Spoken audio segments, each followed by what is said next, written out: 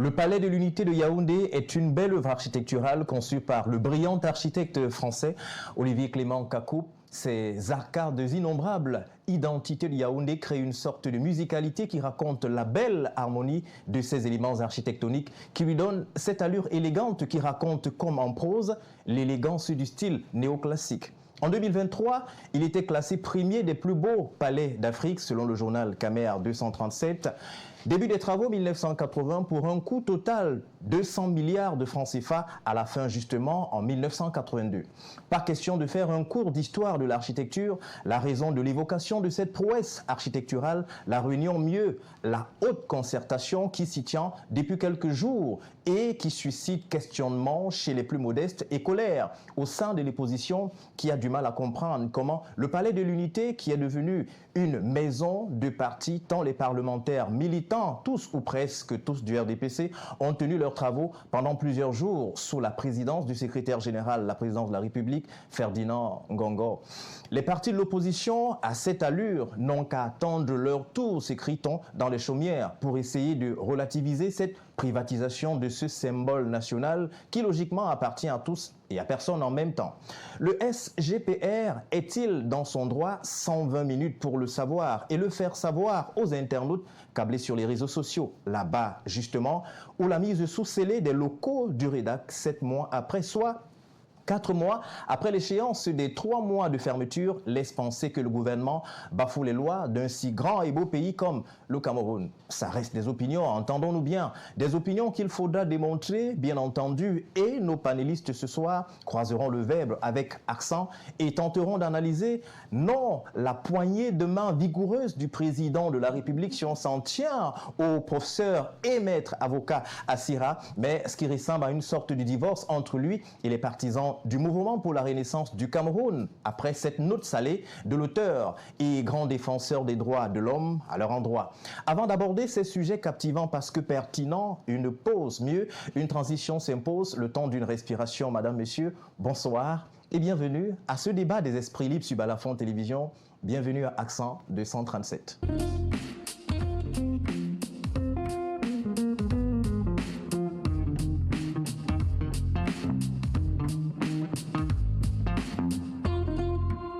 Et sur ce plateau, justement, nous le disions il y a quelques secondes. Tout d'abord, toutes nos excuses pour ce léger retard accusé en ce début d'émission. Maître Claude Assira, bonsoir et bienvenue sur ce plateau de Accent 237. Et merci pour votre aimable invitation. Bonsoir également à mon co-panéliste, qui est le seul pour l'instant, parce que les autres sont pas loin. Alors, les dernières nouvelles, c'est que quelques bouchons de part et d'autre créent donc ce petit et ce mauvais contretemps que nous connaissons actuellement. Peut-être qu'il y a lieu de réfléchir non seulement sur la planification de notre pays, mais également de décrier ces difficultés qui sont inhérentes à la circulation, voire la mobilité des citoyens camerounais. S'il n'y avait que ça qu'il fallait décrier dans notre pays, je vous assure, on prendrait encore. Mais quel que soit le pan de la vie courante que vous pourriez prendre, malheureusement, il y a toujours quelque chose à dire. Des choses de la vie élémentaires. L'eau courante, je ne sais pas pour ce qu'il en est de vous qui êtes ici à Douala, mais à Yaoundé, elle fait défaut. Aujourd'hui, en 2025, finissant, l'électricité, le nombre de coupures d'électricité, on appelle ça le délestage. Aujourd'hui, le pire d'ailleurs dans l'affaire, c'est que le public finit par s'y habituer et on trouve tout à fait normal, personne ne trouve rien à redire. L'état des routes à Douala, j'ai vu, Yaoundé, c'est pareil. Je ne vais pas rentrer dans d'autres choses qui sont un peu plus compliquées et qui exigent une analyse plus approfondie. Nos infrastructures sanitaires, nos infrastructures scolaires, voilà, l'état même simplement de la République, certains des thèmes que vous avez annoncés tout à l'heure vont certainement nous permettre de visiter la situation. C'est pour ça que je vous dis, quel est le point de notre pays que vous prendriez et pour lequel on pourrait se dire non, tout va bien, il y a lieu de se réjouir. Et justement, on se souvient que, en tant que fervent défenseur des droits humains, vous avez toujours été quelqu'un d'assez, on va le dire, cohérent dans votre posture, même s'il y a quelques jours, on aura le temps d'en parler, le temps d'une émission. Vous avez été pris pour cible.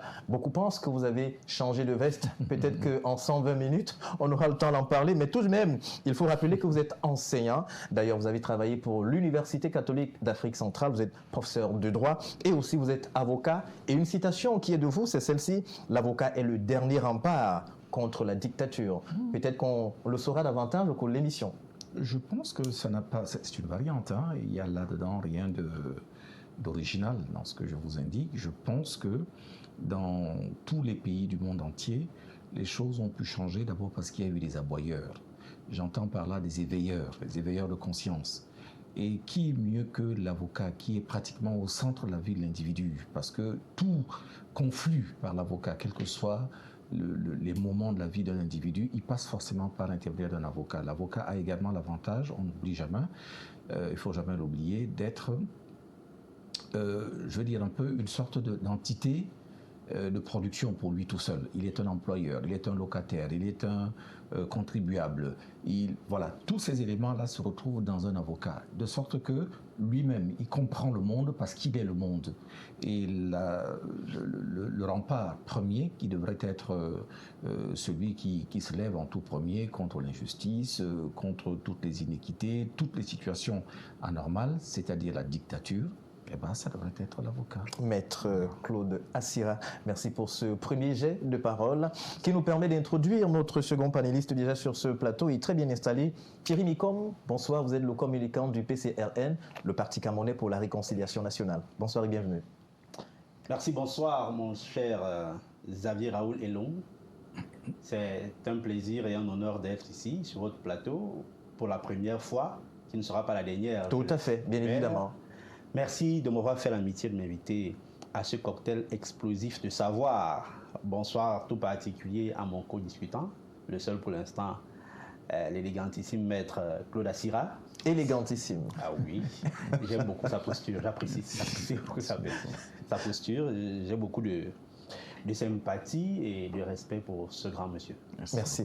Alors justement, entrons dans le vif du sujet, maître Assira, Thierry Mikom. Tout au long de cette semaine, l'actualité camerounaise a tourné autour de ce qu'on pourrait appeler cette grande réunion coordonnée par le SGPR, le secrétaire général à la présidence, une réunion justement sous haute instruction, on va le dire, une haute réunion de ce côté-là, où on a semblé voir pratiquement comme les membres du parti au pouvoir, à savoir le RDPC. C'est vrai que c'est une réunion qui a eu comme habillage une réunion, une rencontre avec les parlementaires et aussi non seulement les membres du gouvernement, mais une chose était observable, la plupart d'entre eux, si ce n'est tous, sont du RDPC. Du coup, la question se pose, pourquoi Ngongo entraîne une réunion du parti au Palais de l'Unité?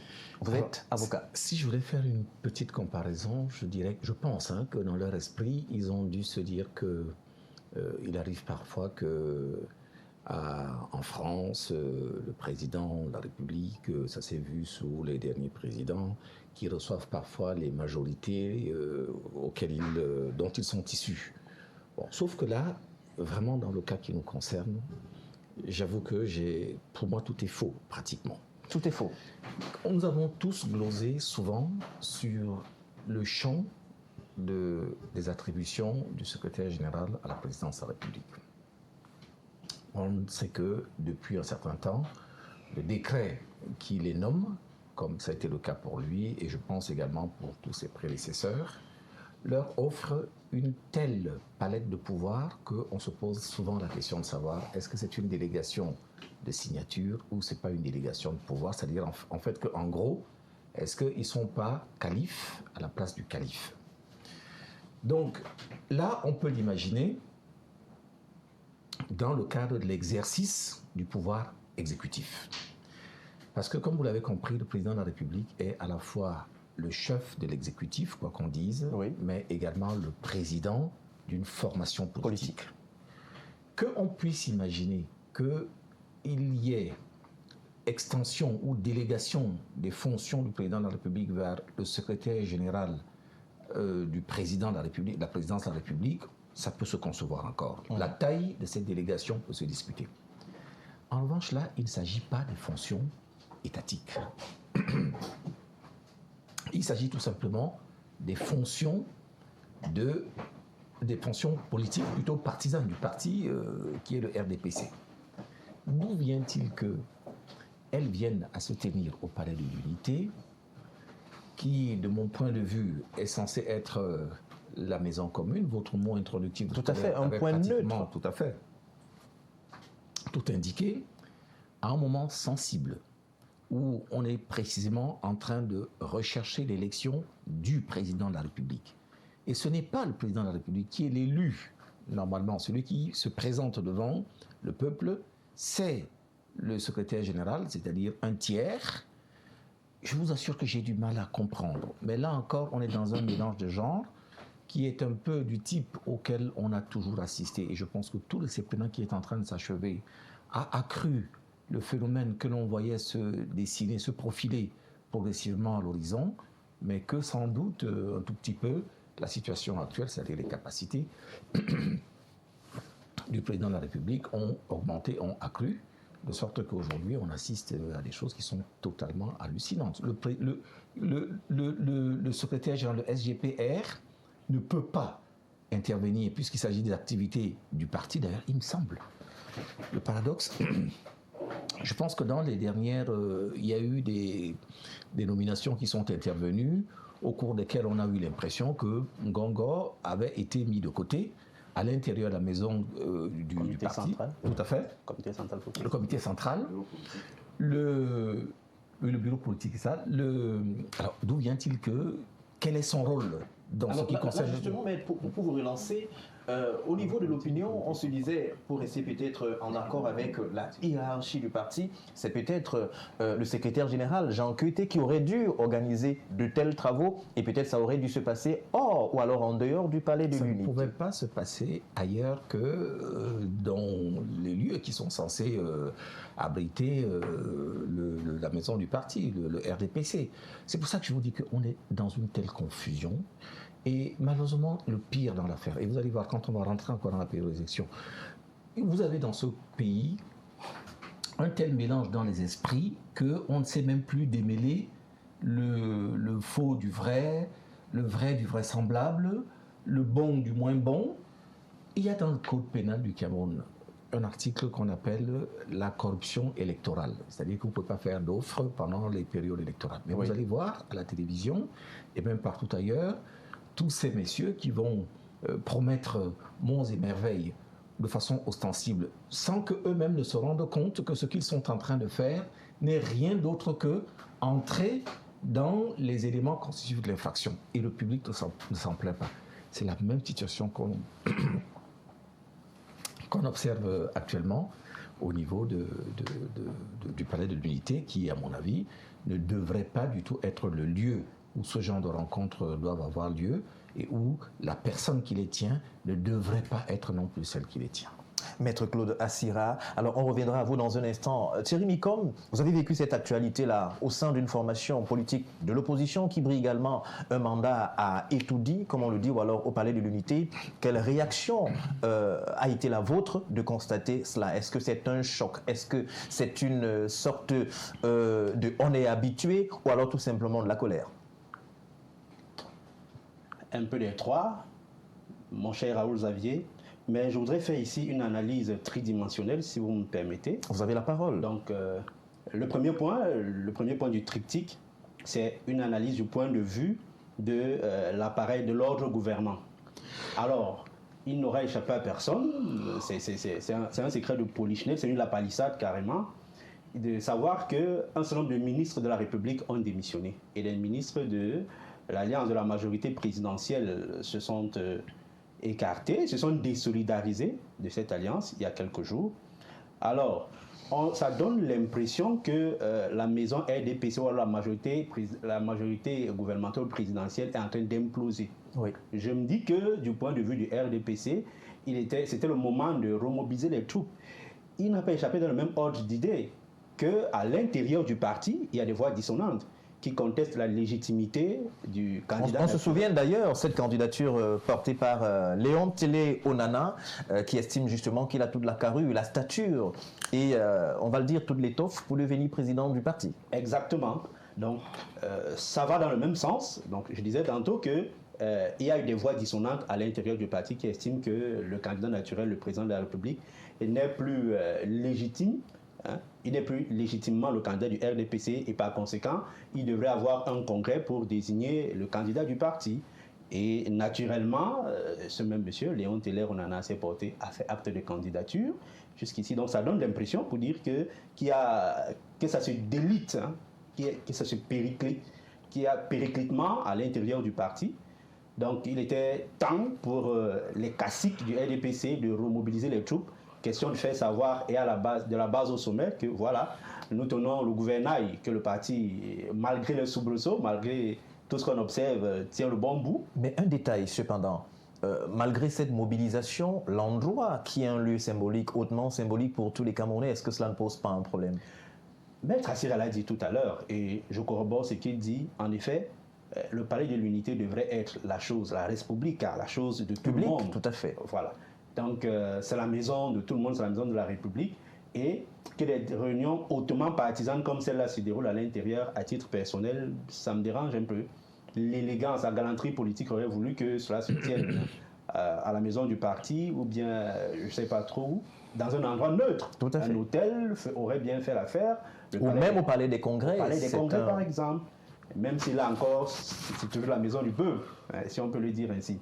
Donc c'était le premier point de mon analyse, du point de vue de, de l'ordre gouvernant, j'ai envie de dire ça, parce que vous nous faisiez remarquer tout à l'heure qu'il n'y avait pas que les élus du RDPC qui étaient reçus, c'est bien dit dans le communiqué, les élus, les élites et les ministres. Tout à fait. Donc on comprend que c'est vraiment une remobilisation des troupes. Hein? Ça donne, notamment, ça me permet d'embrayer sur le second point de mon analyse. Allez-y. Oui. En effet, la population a comme impression, parce que cette remobilisation-là donne l'impression à la population, dans laquelle je fais partie, de laquelle je fais partie, et vous autres aussi, que le navire est en train de prendre de l'eau. OK?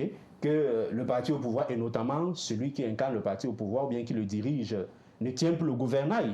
Cette réunion au sommet de l'État, c'est l'impression que cela nous donne. Maintenant, du point de vue des partis d'opposition, puisque je suis membre d'un parti d'opposition, c'est une aubaine, je dois le reconnaître. Même si on ne saurait rire des déboires ou bien des malheurs qui touchent le voisin, mais je dirais que nous sommes en terrain politique et puis on agit sans état d'âme. Comme on dit, tous les coups sont permis en politique. Encore qu'on n'a pas tous les moyens sont bons lorsqu'ils sont efficaces. C'est une maxime qui est couramment usitée.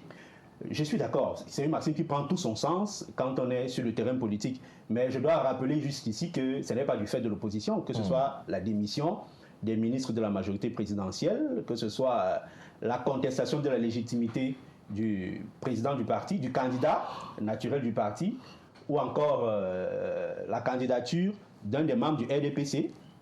Ce n'est pas du fait des partis de l'opposition. Donc pour revenir à mon analyse, c'est une aubaine pour les partis d'opposition.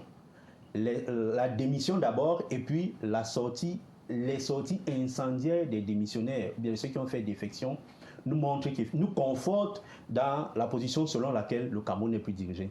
Et c'est le moment ou jamais de resserrer les taux, de porter les stockades, en fait, de remporter l'élection présidentielle.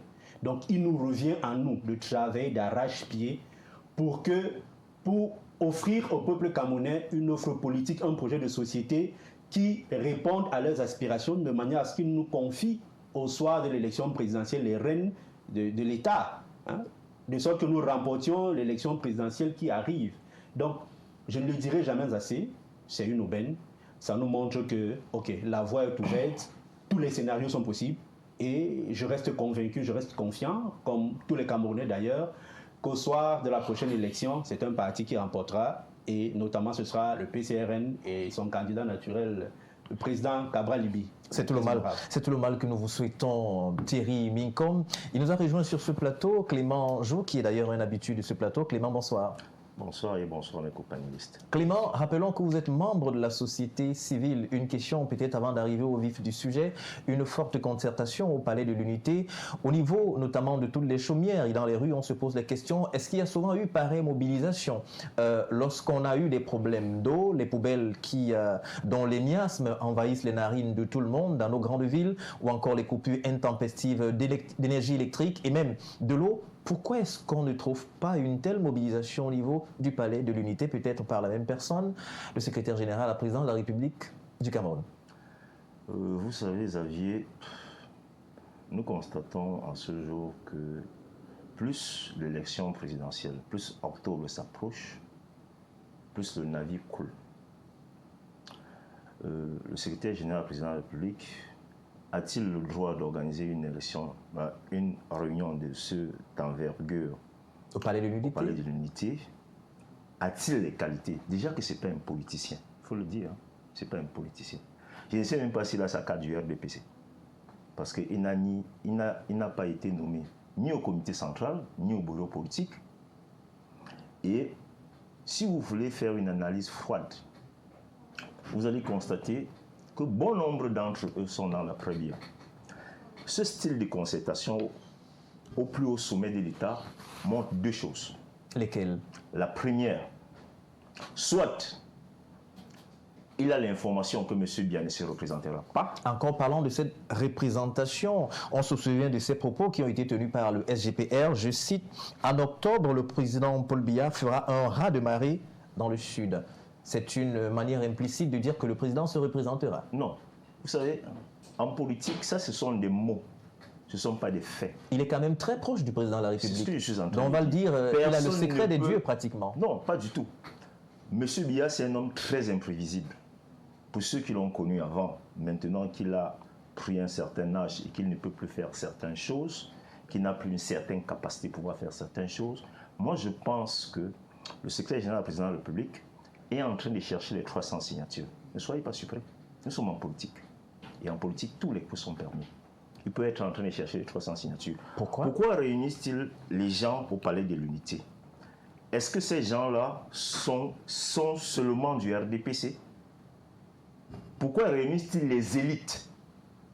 Pourquoi ne réunissent-ils pas les militants du RDPC? Il est en train de réunir les élites du RDPC. Et nous savons ce que c'est que l'élite au Cameroun. Et il a commencé à faire une tournée dans les régions. Il était tout récemment dans le Grand Nord. Exactement. Avec justement cette petite bavure que l'on a connue, une sorte de menace de la part des élites du Grand Nord qui estimaient justement que s'ils ne leur accordaient pas une audience, ils quitteraient pour la plupart le parti. Justement, c'est pourquoi je suis en train de vous dire que ça brûle. Vous saviez, quand le Titanic coulait, il y a certains qui tapaient le tam-tam. Hein. Alors, nous sommes là donc, où le SGPR est dans des concertations. Pourquoi? Nous avons quand même, disons ça comme ça, nous avons, il y a deux grands ministres qui faisaient partie de leur alliance, qui ont quitté le navire. Vous avez M. Issa Chiroma, vous avez M. Bello. Et il ne faut pas oublier que Issa a grandi pratiquement dans le salon d'Aïdjo. Avant de partir en France pour ses études. Exactement, avant de rentrer en 1975. Il ne faut pas oublier que Bello était le premier ministre de Biya. Et Bello est allé en exil après le putsch manqué de 1984. Qui est au Nigeria. Il ne faut pas oublier que les deux ont fait la prison. Et il ne faut pas oublier exactement que le Grand Nord garde cette caillou dans leurs chaussures. Mais je rappelle aux partis d'opposition que ces deux turiféraires, c'est-à-dire M. Issa et M. Bello, il faut faire très attention. Parce que ce n'est pas parce qu'un militaire a enlevé la tenue qu'il ne sait plus tirer. Il y a deux choses quand nous regardons. Vous constatez la concertation du SGPR, c'est parce que ça tremble. Vous avez suivi les déclarations de Grégoire Wana après qu'il soit parti, après que les deux ministres soient partis. Vous avez suivi la déclaration de certains militants du RDPC. Qu'est-ce qu'ils disent? Qu'est-ce qui se passe dans les chaumières et sur les plateaux de télévision? Aujourd'hui, ils disent Bello Bouba est le leader de l'opposition. Quelle incongruité! Est-ce que vous pouvez voir le discours que tiennent les militants du RDPC sur les plateaux de télévision aujourd'hui? Alors du coup, ça nous amène à vous relancer ce discours, c'est-à-dire ce propos, ce qualificatif. Bello Bouba, leader de l'opposition, plusieurs presses en ont d'ailleurs repris notamment cette titraille-là. Et du coup, les gens se posent la question, est-ce que ce n'est pas une sorte d'arrangement au niveau notamment du gouvernement? C'est-à-dire, on sait qu'à ce moment, si beaucoup de ministres faisaient défection, ce serait une façon de troubler un peu, de jouer les troubles faits au niveau de l'opposition qui s'arrangeait déjà avec non seulement beaucoup de plateformes qui se mettaient en place, le groupe de Douala, entre autres. Est-ce que ce n'est pas une façon de désorganiser l'opposition désormais? Exactement. Et c'est une autre façon également de pouvoir se rassurer que si M. Biya partait et que M. Bolo devenait président, on remplaçait tout simplement la fenêtre par la porte. Et que ceux qui ont détourné les fonds publics, puisque lui-même il fait partie de ce gouvernement-là, il va les couvrir. C'est ça la réalité. Alors, les partis d'opposition qui veulent prendre le pouvoir doivent tenir compte de ça. Moi, je parle, le groupe des Douala qui est en train de travailler avec le président Anissé Kane, avec Sambaka. D'ailleurs, il y a quelques jours, Sambaka et Anissé Kane ont rencontré Bello Bouba du côté du Grand Nord. Exactement. L'APC avec l'honorable Nietzsche, qu'il soit prudent, très prudent, parce que nous avons constaté que quand vous entendez les journalistes camerounais, ceux qui sont proches du pouvoir, dire que M.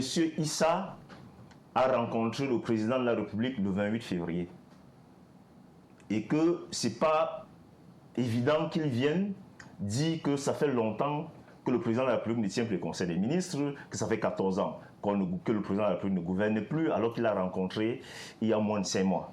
Ça veut dire deux choses. Vous pouvez rencontrer quelqu'un et vous constatez qu'il n'est plus lucide. Nous avons vu le cas de Bourguiba. Nous avons vu le cas d'Ali Bongo. Alors, il y a plein de cas. Alors, on ne peut pas être aujourd'hui en train de reprocher à Issa que pourquoi a-t-il quitté le navire. Mais je dis tout simplement que ces ministres-là aujourd'hui, il faut que l'opposition soit très prudente. Parce qu'en principe, nous sommes là en politique. Et le monde n'appartient pas aux justes, il appartient aux stratèges. Si les partis d'opposition n'utilisent pas des stratégies pour contrecarrer, et la meilleure stratégie serait que c'est eux, M. Bello et M. Issa, qui se rallient aux autres partis, même s'il y a concertation. En ce moment donné, ils montreront au moins au peuple camerounais leur crédibilité. Dans le cas contraire, ils sont en train de jouer le jeu du pouvoir. Il faut tenir compte de ça. Parce que c'est pour lucider les voix de l'opposition, puisque si vous regardez, en 2011, je pense que Biya a gagné avec 3 500 000 et poussières de voix. En 2018, 2 500 000 et poussières. Et 1 500 000 et poussières sortaient normalement dans la partie septentrionale du pays. Alors, si ceux-là viennent effriter les voix de l'opposition là-bas, vous constatez avec moi qu'ils veulent que M. Biya ait un autre mandat. Alors, au parti de l'opposition, d'utiliser des stratégies pour contrecarrer ça. Parce que c'est un mécanisme qu'ils sont en train de mettre sur pied. Merci Clément Anjou pour cette première prise de parole. Il nous a rejoint malgré les difficultés. Peut-être que lorsque vous serez président, c'est le mal qu'on vous souhaite, vous construirez les autoroutes et on pourra partir de Yaoundé pour Douala peut-être en 1 heure de temps ou 45 minutes. Cela est possible. Avec les autoroutes où les gens pourront rouler peut-être à 200 km à l'heure. Maître Tidissé, bonsoir et bienvenue sur le plateau. Bonsoir Xavier, bonsoir mon parrain, parce que c'est un doyen dans la profession et dans le milieu, même si en 2024, les portes ne nous ont pas été ouvertes. Bonsoir aux autres copanélistes. Bonsoir. Et concernant les routes, je ne veux pas faire de commentaires parce que je crois qu'il y a un proverbe baya qui dit que lorsqu'on a le derrière tordu, on ne va pas aux toilettes. Les concertations du palais de l'unité, puisque c'est ça qu'il s'agit. Tout à fait. Je ne sais pas pourquoi il y a des contestations, parce que normalement, les premières choses à faire, ça devait être de faire le bilan. Donc, voilà pour ma première prise de parole, en attendant, sauf si je continue. C'est-à-dire, oui, allez-y, quel bilan? Puisque vous avez embrayé. Le bilan de M. Ngongo, ministre d'État, secrétaire général de la République, parce que en réalité, c'est lui qui gère le pays depuis 7 ans. C'est lui qui gère. C'est quand même assez osé de le dire. Il faut encore en avoir les preuves. À la tête du Cameroun, on a encore le président de la République, son Excellence Paul Biya. Il ne gouverne pas. Pour la différence? J'ai dit qu'il règne, il ne gouverne pas. C'est un monarque qui a des gens qui prennent... Un monarque. Oui, on est encore dans une république. Oui. Mais vous savez, votre plateau est un plateau très sérieux. Tout à fait. C'est la raison pour laquelle nous voulons édifier ceux qui nous regardent en ce moment. Monarque, président, il y a quand même un fossé entre les deux. Et chaque mot veut dire une chose bien précise. À date, quand vous regardez entre 2018 et 2025, citez-moi un seul secteur qui marche bien, en dehors de la publication des examens et concours par ordre alphabétique, en dehors de promotion par cooptation. Bref, je voudrais vous dire que les concertations qui se passent au Palais de l'Unité sont une preuve par 10 de ce qu'il y a une classe administrative qui a pris en otage les partis politiques. Et je suis assez surpris parce que je ne suis pas militant à ce parti, mais lorsque je regarde le bureau politique, le comité central, je crois qu'il ne fait pas partie de ces membres-là. Tout à fait. Et à cet effet, je voudrais m'interroger sur ceux qui sont sortis il y a quelques semaines pour gueuler sur tous les plateaux de télévision et dans les réseaux sociaux. Est-ce que le parti du feu, je n'appelle pas la flamme, le parti du feu parce Alors, que... certains diront que c'est le parti du flambeau. Non, le parti du feu dirige encore ce pays. Est-ce qu'il n'y a pas une classe administrative, une caste administrative qui, par la magie du décret, a réussi à prendre en otage l'État? Parce que voyez-vous, au sein des partis politiques, dont le PCPDC, dont je suis président national, il y a le secrétaire à la sécurité nationale, il y a le secrétaire à l'éducation, il y a le secrétaire à la sécurité publique, à la planification. Et vous voyez, si ce parti, en dehors du secrétaire national de la communication, que tout le monde connaît très bien, qui est prompt à sortir dans les presses, les autres sectoriels, les autres think tanks du parti, où sont ces think tanks lorsque quelqu'un qui n'est pas membre du comité central décide de convoquer les élus? Est-ce que ce sont les élus qui ont des affidés avec le matricule dont la promotion a été facilitée par le grand parrain? Question. Aujourd'hui, il est important que les partis politiques, il a dit tout à l'heure quelque chose, la formule opposition, c'est une formule qui est désuète. Parce qu'il faut les partis d'alternatives gouvernementales. Les Camerounais attendent des solutions sur la sécurité, sur l'éducation, sur la santé, sur les infrastructures. Et donc, du coup, au lieu de se gargariser de ce que groupe de ceci, groupe de cela, on doit plutôt pouvoir converger les points en termes de programme. Parce que, voyez-vous, se déclarer candidat est une chose, mais avoir un programme de société en est une autre.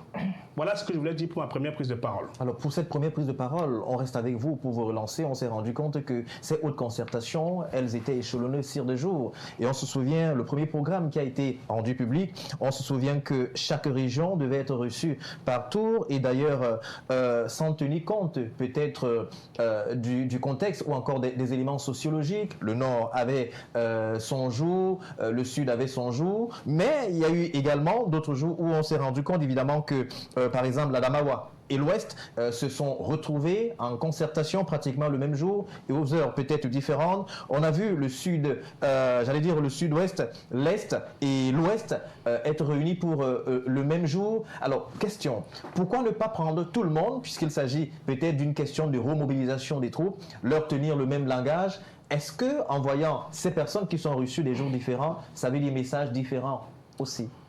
Vous savez... gouverner, c'est anticiper, c'est prévoir.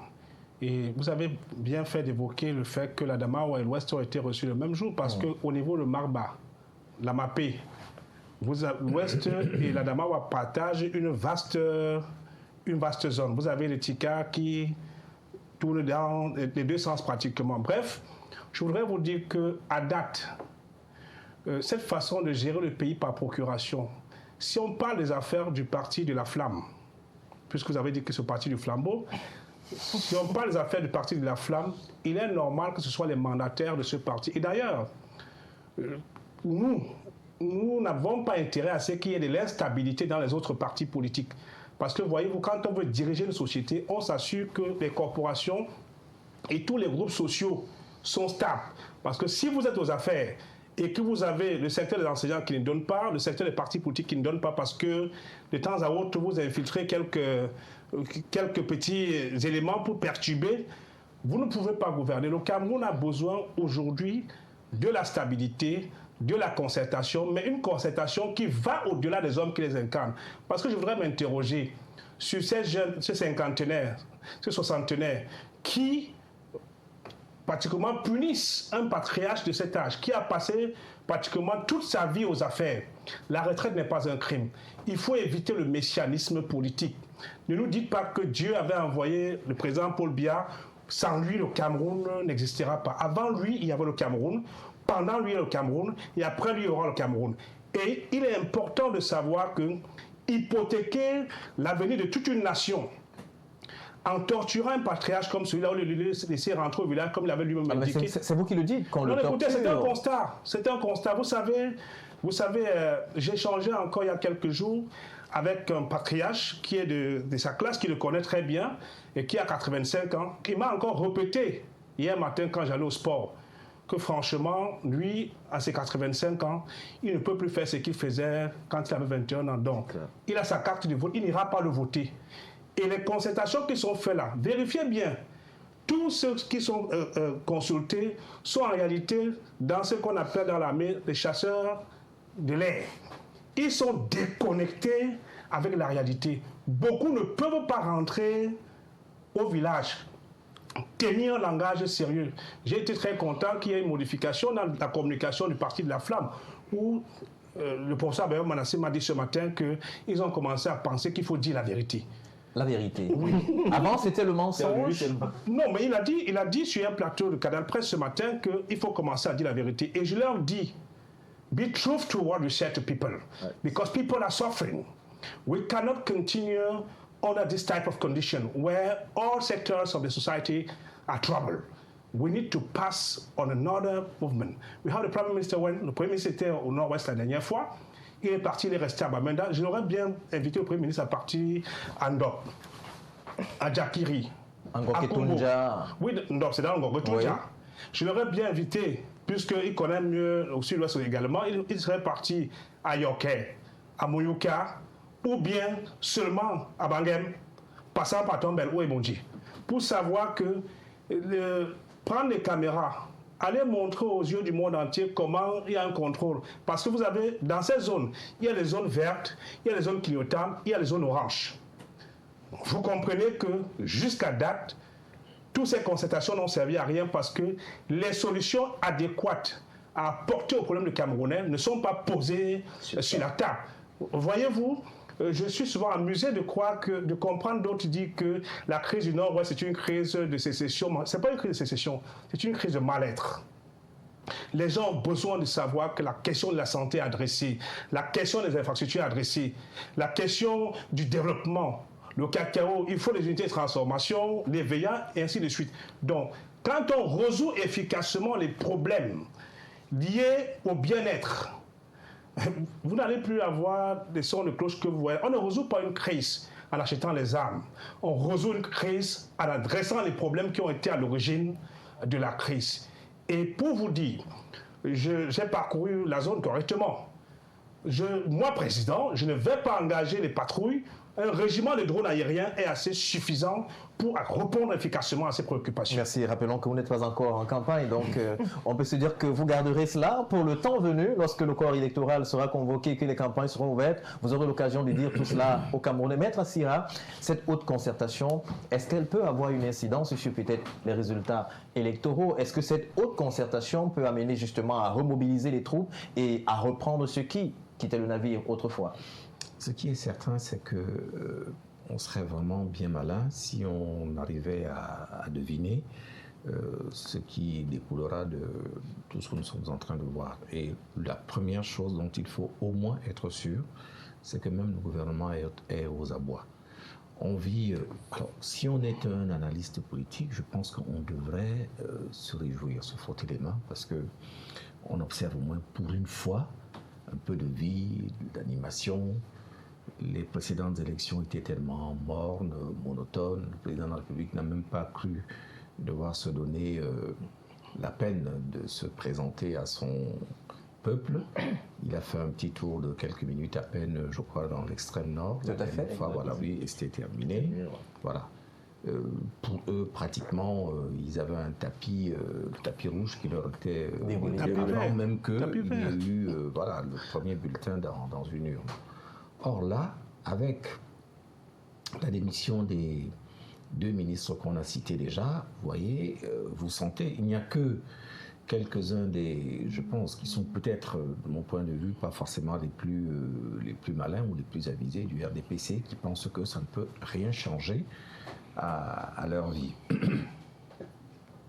Ce que nous sommes en train de voir ici prouve au moins 2 choses, quoi qu'on dise. La première des choses, c'est sans doute la situation du président de la République. Parce que je ne sais pas si ceux qui organisent ça sont eux-mêmes conscients. On peut comprendre que, je vais dire, vous avez écouté ce que je vous ai dit la première fois, il n'y a rien qui, par élimination successive, puisse justifier que le SGPR puisse prendre la place, physiquement, la place du président de la République.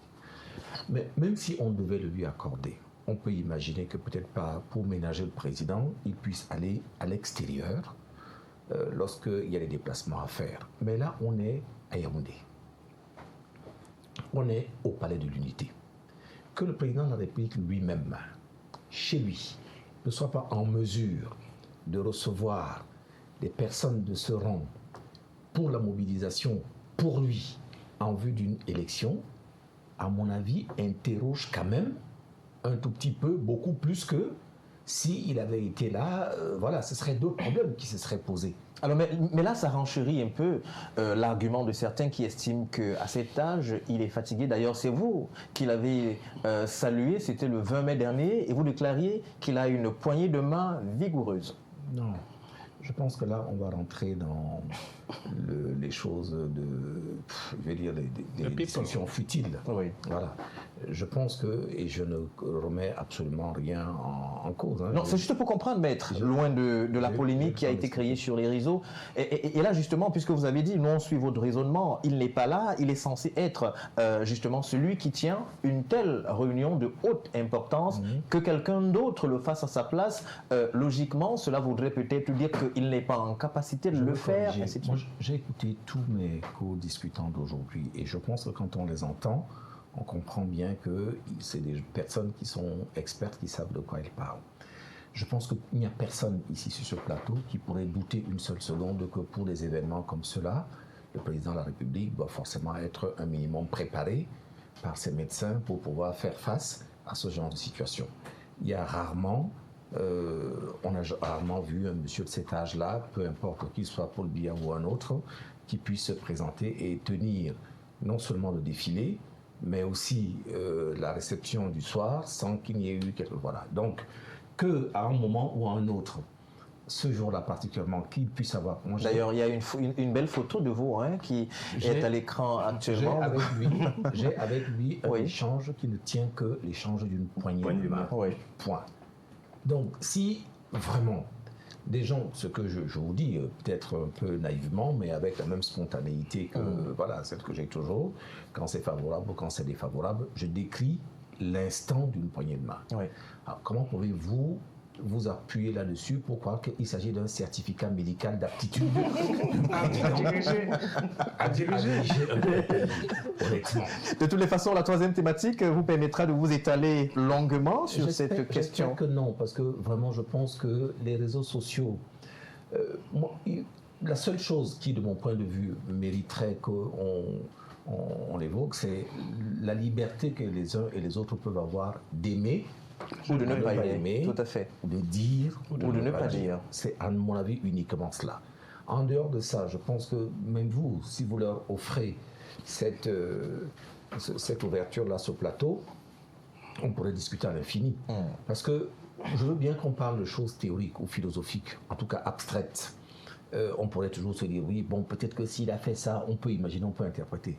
Qui vraiment, sérieusement, peut douter de ce que moi, j'ai pu avoir une action qui soit une action dynamique pour la défense des droits, pour la défense des droits humains. Tout à fait. Voilà, oui. Ça a été toujours votre Comment combat. Peut-on, si on est sérieux une seule seconde, moi je ne vous parle pas de choses qu'on écrit ou qu'on dit, qu'on voit dans la philosophie, comment peut-on, au vu d'un parcours qui a été constant, jamais démenti par rien du tout, vous n'avez jamais entendu dire, ni d'avant le 20 mai, ni d'après, que le bilan de M. Biya était bon et qu'il fallait qu'il se représente. Jamais de la vie. Comment peut-on imaginer que parce que au terme d'une poignée de main dans un événement particulier, que cela veut dire que on a complètement retourné sa veste, qu'on a. Donc je pense que c'est nous-mêmes qui, à force, moi je sais que je me suis fendu d'un message, oui, tout à fait, mais j'avoue que j'en avais vraiment ras-le-bol. Ce qui m'a dérangé surtout, je vais vous le dire, voilà, de moi-même, ça a été qu'on ait pris M. Issa Chiroma Bakari comme étant caution pour inverser ce que moi je pouvais. C'est-à-dire que M. Chiroma a fait pendant 20 ans, depuis que moi je suis venu au Cameroun, je ne l'ai jamais entendu faire autre chose que le panégyrique du président de la République, voilà, etc. Tout à fait, griot. Pendant 20 ans. Il n'a jamais rien fait d'autre. Donc, par son attitude, quoi qu'on dise, Issa Chiroma Bakari est un peu complice. Il est comptable. Il faut qu'on soit d'accord là-dessus. Il est comptable, qu'on le veuille ou pas, de cette situation. Parce que non seulement il y a participé les deux mains à l'intérieur, mais il a défendu constamment à l'extérieur. Tout d'un coup, un jour, il se lève, il se cogne la tête, le mur, il découvre la lumière. Alors, c'est un peu touché comme touché par si on vous comprend très bien, peut-être pour sortir, est-ce que c'est une façon de dire qu'aujourd'hui, l'action qu'il est en train de poser, notamment en faisant des inspections, ce n'est pas du tout crédible à 100%? Il n'y a personne, j'ai dit qu'il n'y a personne qui puisse imaginer qu'il y ait là-dedans la sincérité. C'est un peu comme une personne qui sait que les choses sont en train d'abandonner, qu'il y a un remaniement ministériel qui est envisagé et que son nom ne figurera pas, qui va partir, quitter le gouvernement en disant que c'est une démission, et puis le lendemain, il devient le chef de l'opposition. Moi, je n'y vois pas, honnêtement, une véritable sincérité dans la démarche. La vraie démarche, ce n'est pas forcément le fait d'être tonitruant. Oui. La démarche qui, à mon avis, me semble être la plus constructive, c'est les actes de la vie de tous les jours, l'accompagnement dans la vie de tous les jours, qui démontrent effectivement ce qu'on peut avoir de soi et de conviction dans le combat. Le combat pour essayer d'inverser ces façons de faire. Quand du jour au lendemain, une personne qu'on n'a pas vu venir, qui chaque jour a dans ses actes, dans ses propos, dans ses actions tous les jours, encouragé à doubler ce que le même régime, qui en rien n'a changé. Parce que je ne vois pas la différence qu'il y a eu entre le M. Biya qu'il a encensé pendant 20 ans et le M. Biya du lendemain de sa démission. Il n'y a eu aucun changement. Donc qu'est-ce qui s'est passé dans l'intervalle si ce n'est pas un simple calcul? Merci beaucoup. Ça nous permet justement de connaître une petite transition et nous revenons pour aborder une deuxième thématique.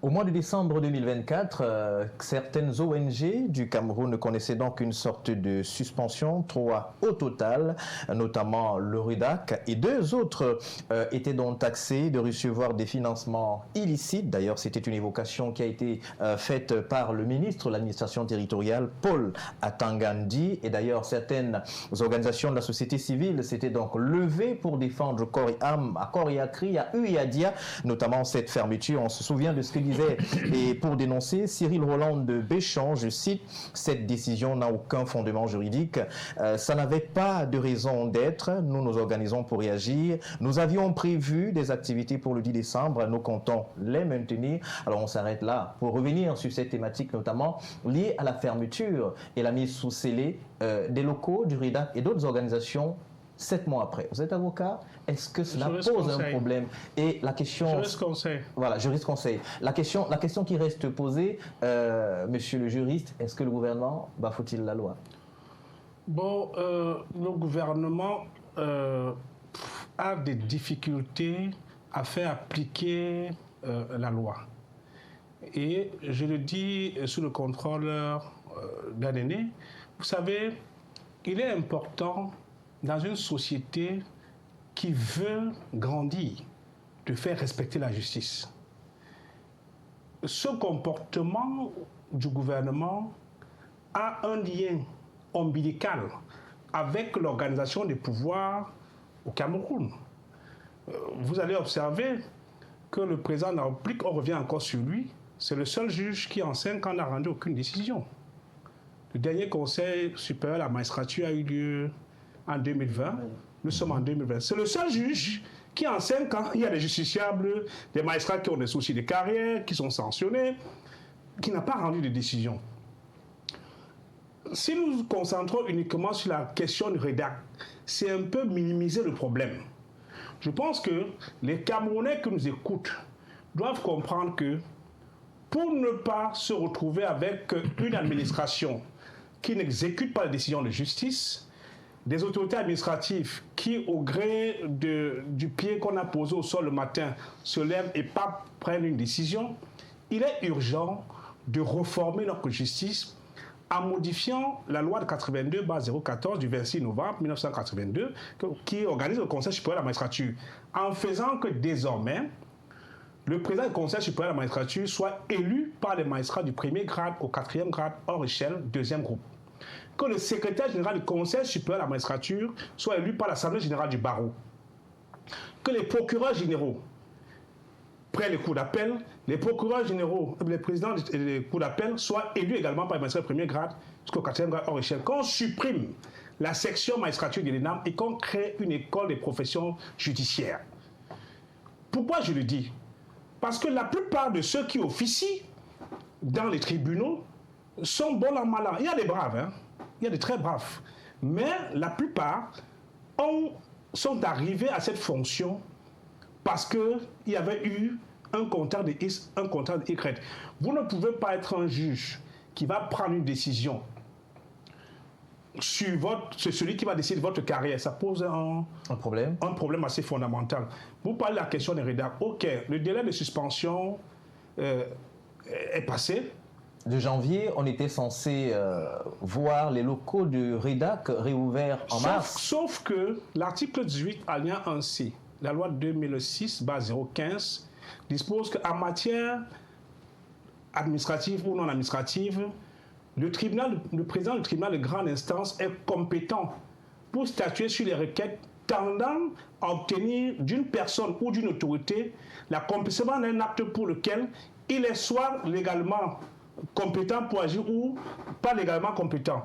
En l'état, le fond du problème, c'est qu'au Cameroun, on laisse le terrain du droit pour entrer dans le Congo-Ça des réseaux sociaux. Et c'est regrettable. Il y a un problème d'éducation citoyenne et patriotique qu'il faut mettre sur pied, d'où l'urgence de la formation patriotique des compatriotes. Vous avez aujourd'hui le tribunal administratif, parce que la formule au Cameroun maintenant c'est irrecevable, incompétent, irrecevable, incompétent. Ça revient couramment. On se souvient encore d'il y a quelques jours seulement, Abdourahmane avec son procès et le Conseil constitutionnel qui se déclarait incompétent à juger cela. La question de l'incompétence, ou alors le vocable incompétence, ça revient beaucoup. Pour la question de M. Abdourahmane, vous savez, le droit, la justice n'est pas les réseaux sociaux, hein, c'est de la technicité. Vous avez l'article 10, alinéa de 6e tiret de la loi de 2012-001 qui organise l'ICAM. L'article 26, alinéa 1, 4e tiret, qui dit que le conseil électoral, d'abord l'article 10, le conseil électoral est compétent pour connaître toutes les questions relatives à la publication et au-delà. L'article 26, alinéa 1, 4e tiret, prévoit que l'ECAM, le directeur général de l'ECAM, connaît des contestations irrelatives. Maintenant, comme il s'agit des actes administratifs à poser, le président du tribunal de grande instance, au lieu d'aller saisir le conseil constitutionnel, aller saisir la cour d'appel, comme les papes du droit font souvent, il fallait mieux utiliser l'article 18 alinéa 1C, la loi 2006/015 sur le Order of Mandamus. Et c'est la difficulté parce que les gens n'étudient plus. Dès qu'on est devenu professeur agrégé, on est devenu, je ne sais pas moi quoi, on ne prend plus en compte les éléments basiques du droit. Je parle sur le contrôle de Maître Claude Assira. Merci. Et il est assez important, parce qu'il est doyen dans le domaine. Il est assez important. Vous savez, restez dans l'université, faites votre droit là. Pour bien l'apprendre, venez au prétoire, venez dans les cabinets, vous comprendrez que il y a notre comportement. Le droit, ce n'est pas la sorcellerie. Merci. Merci beaucoup, Président TDC du PDC. Alors, c'est un parti politique qui aspire justement à la magistrature suprême. On parle du REDAC, on revient justement derrière ces images et cet élément réalisé par la rédaction de Balafon Télévision.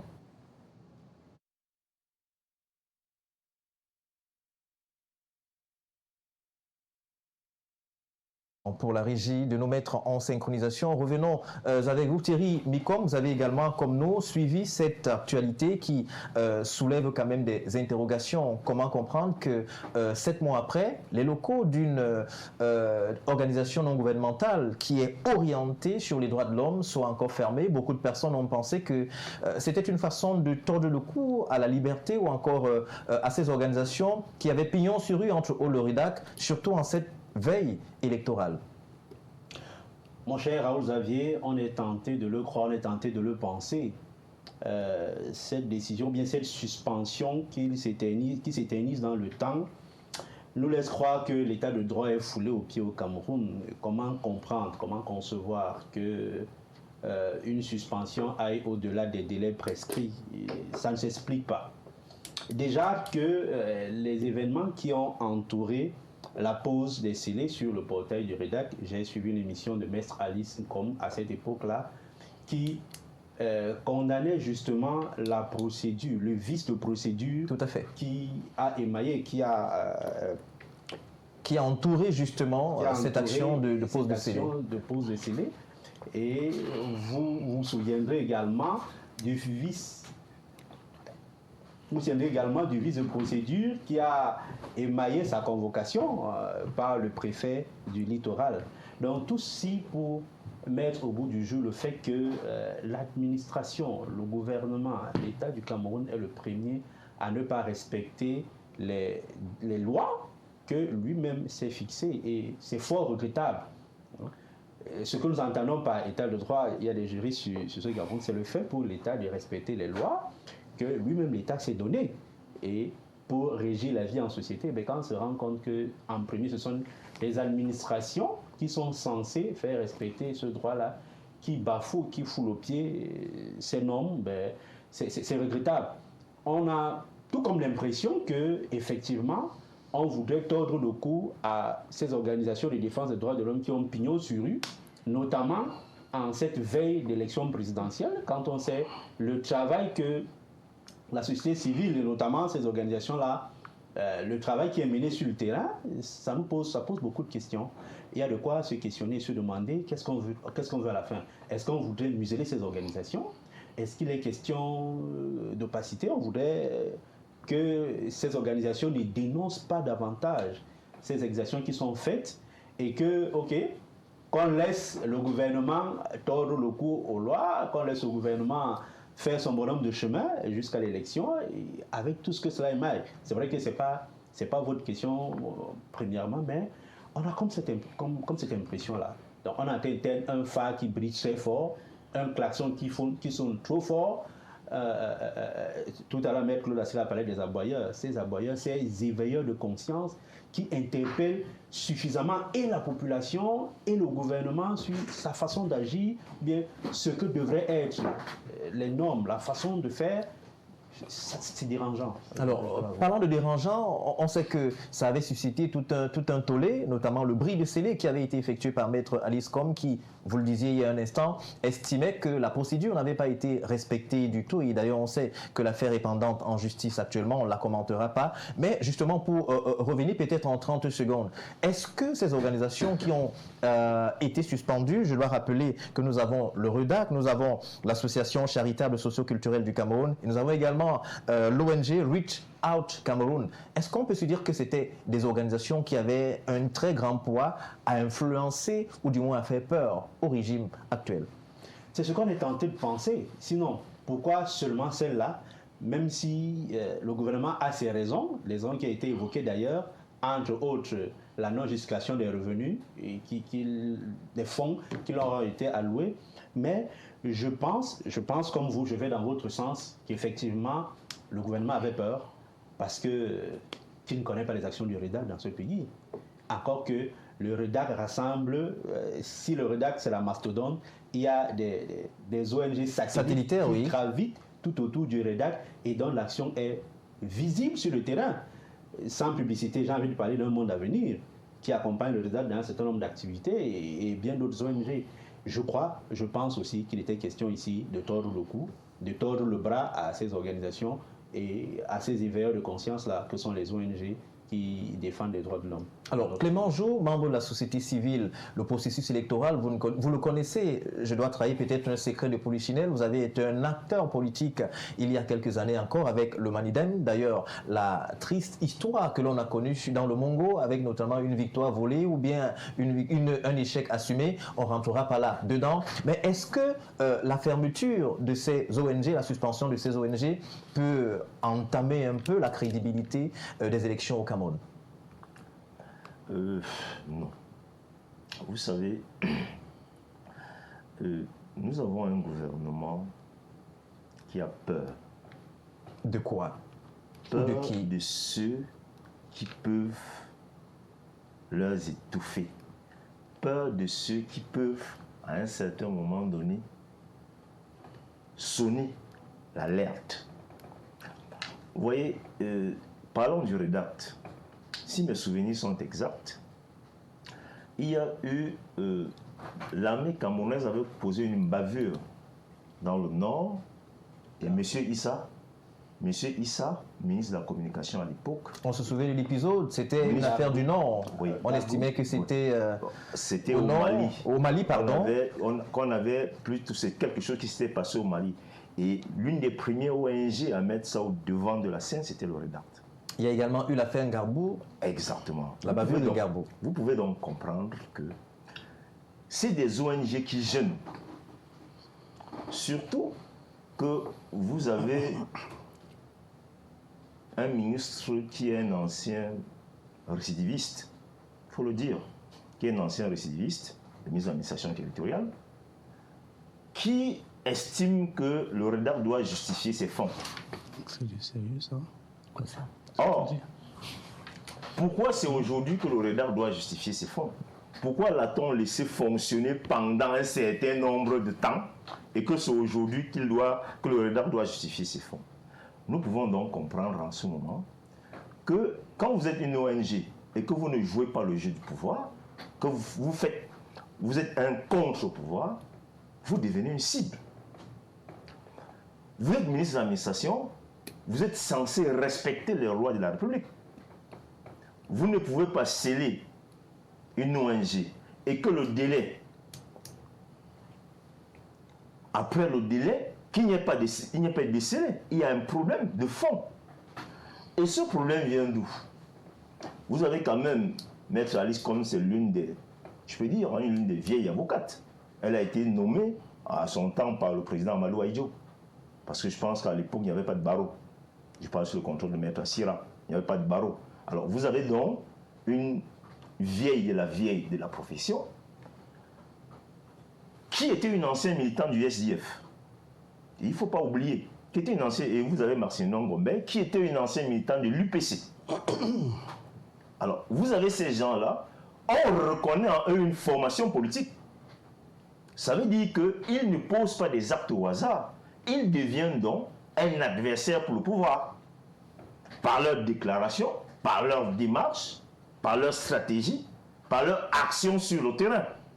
C'est justement pourquoi vous pouvez voir ces ONG qui sont scellées et qu'après, le gouvernement reste statique. Jusqu'aujourd'hui, quelles sont les motivations pour le juge de continuer à faire à ce que le Redact ne fonctionne pas? Quelles sont les motivations? Il faut donc se poser des questions. C'est tout simplement parce que nous sommes donc dans une phase électorale où on n'a pas envie que certaines personnes évoluent sur le terrain, qu'on n'a pas envie que certaines ONG font le travail minutieux sur le terrain. Il faut donc, à un certain moment donné, leur envoyer dans un coin pour que nous puissions travailler tout simplement. Parce qu'en principe, nous sommes dans un pays où vous avez un régime qui est sanguinaire. Le mot est très fort. Non, il n'est pas fort. Le mot est très fort. Il n'est pas fort. Nous ne l'assumons pas. Nous ne sommes pas comptables de ce mot. Je vous le dis pourquoi. Il n'est pas fort.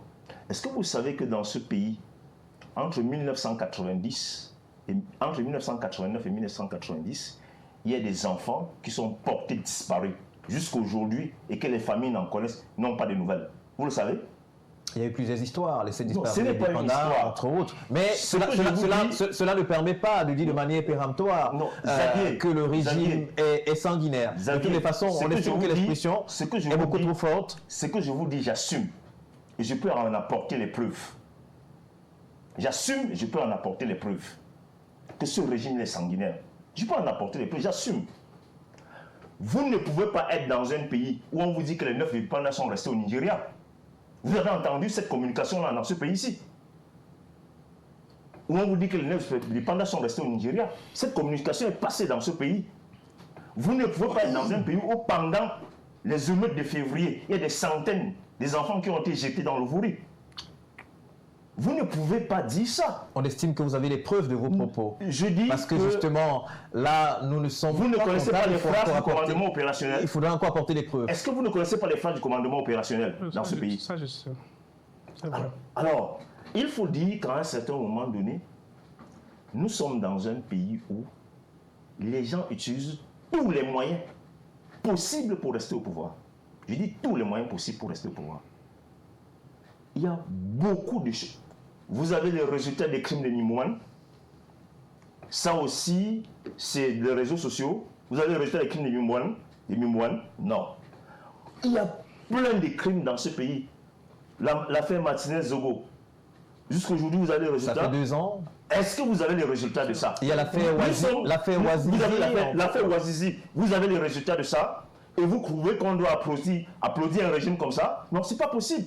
À un certain moment donné, il faut les dire les choses froidement pour que les Camerounais puissent comprendre. Nous sommes dans un pays où les gens sont capables de tout. Alors, on ne peut pas accepter ça. Ce régime, il est temps que ceux qui ont détourné les fonds publics, qui est un crime économique, qu'ils libèrent le plancher. Les Camerounais en ont marre. Vous avez vu l'état des routes. Moi, j'ai rentré de Yaoundé hier. Parlons justement des détournements. Moi, j'ai rentré Il y a de cette Yaoundé question hier. de 163 milliards qui justement défraie encore la chronique, qui serait donc introuvable dans le trésor public, entre autres. Bon, là, ça a disparu alors. L'argent, on dilapide l'argent comme ça a disparu. Vous avez au trésor public, il n'y a pas quelqu'un au trésor public, il n'y a pas la sécurité au trésor public. Moi, j'ai rentré de Yaoundé hier.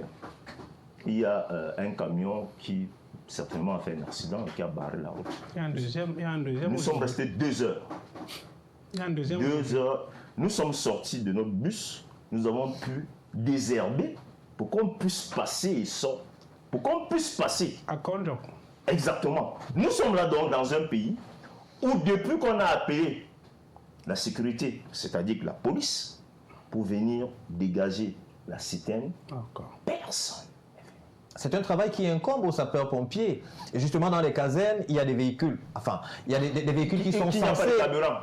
Oui, il n'y a pas de carburant. C'est ça. Oui, il n'y a pas de carburant. C'est vous qui le dites. Mais nous avons ces réponses-là tous les jours. Il y a des incendies dans ce pays où quand vous appelez les sapeurs, ils vous disent qu'ils n'ont pas de carburant. Ou ils arrivent, ils disent qu'il n'y a pas d'eau. Mais ce sont les réalités, Xavier. Il ne faut pas qu'on se demande, ce sont des réalités. Alors, ce régime est à la fin des cycles. Et quand on est à la fin d'un cycle, c'est comme ça que ça se manifeste.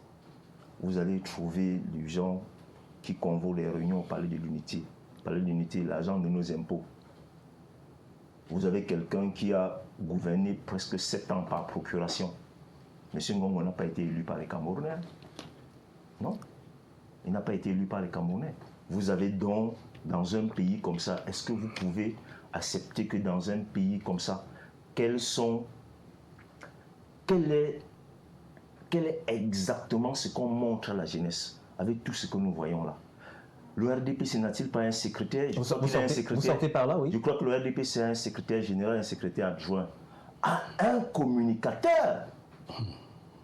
Mais c'est grave!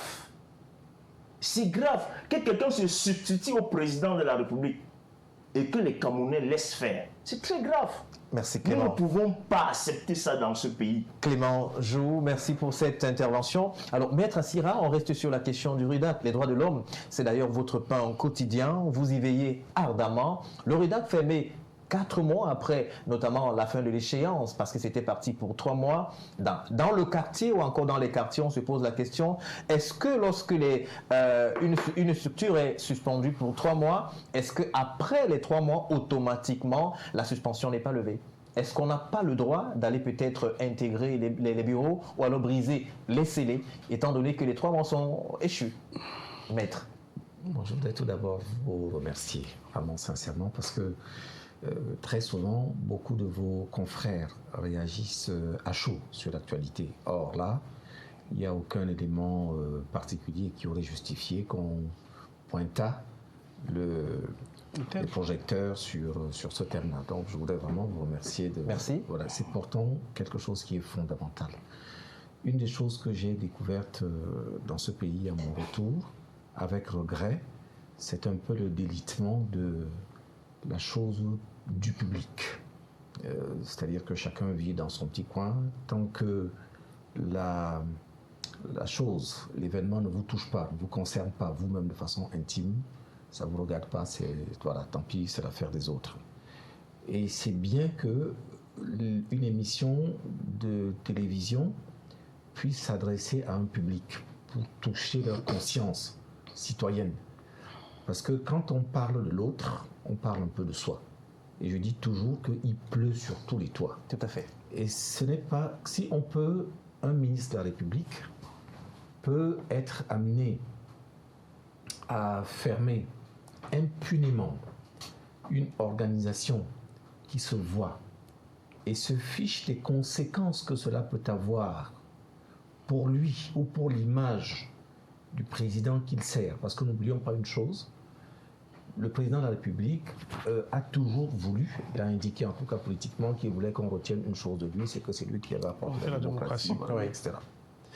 Donc on peut se dire que s'il doit y avoir au moins quelque chose qu'on doit mettre dans le bilan politique du président de la République, c'est cela. Mais un ministre de la République est en mesure d'y porter atteinte de façon ostentatoire. Ce qui se passe aujourd'hui est tout simplement la conséquence de ce que nous, avocats et défenseurs des droits, disions déjà au départ. On avait dit la fermeture du REDAC était un acte scélérat. Je dis c'est un acte scélérat. On n'a pas le temps de tout développer ici aujourd'hui. Mais il n'y avait aucune raison. Vous avez d'ailleurs remarqué que un acte qui est aussi grave n'a jamais donné lieu de la part de ce ministre à un début de commencement de justification de sa décision, de son arrêté. Il n'y en a pas. Il a juste pris une décision un jour en s'appuyant sur les éléments qu'il n'a même pas cru devoir présenter ni aux victimes de REDAC et les autres pour qu'elles aient la possibilité de se défendre ou d'apporter la preuve contraire, ni au public que nous sommes nous autres pour que nous ayons la possibilité de comprendre pourquoi une telle atteinte à des droits. Il a prise tout simplement de façon prétorienne. Nous disions déjà au départ que cette décision ne se justifiait pas. Nous avons saisi le tribunal administratif qui a botté en touche, quelqu'un l'a dit tout à l'heure avant moi, en utilisant l'astuce de l'irrecevabilité. Irrecevabilité qui, soit dit en passant, ne repose pas sur les éléments de la construction, mais reposait sur la représentation du REDAC.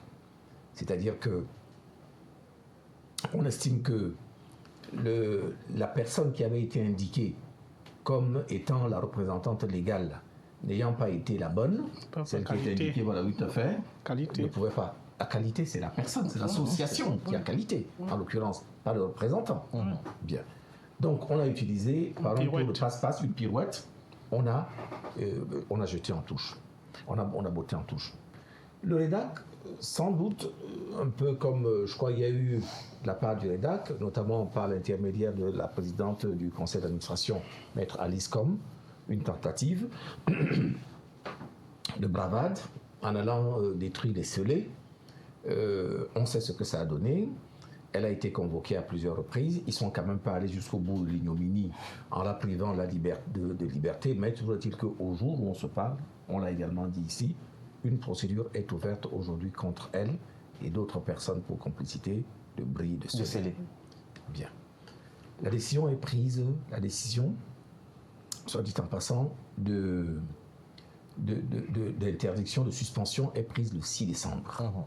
Donc théoriquement, elle est prise pour 3 mois. Oui. Donc lesquels expirent le 6 mars 2025. Tout à fait. Donc en principe, à partir du 7 mars, ou du 6 mars même, normalement au soir, un agent de l'administration aurait dû venir enlever les scellés.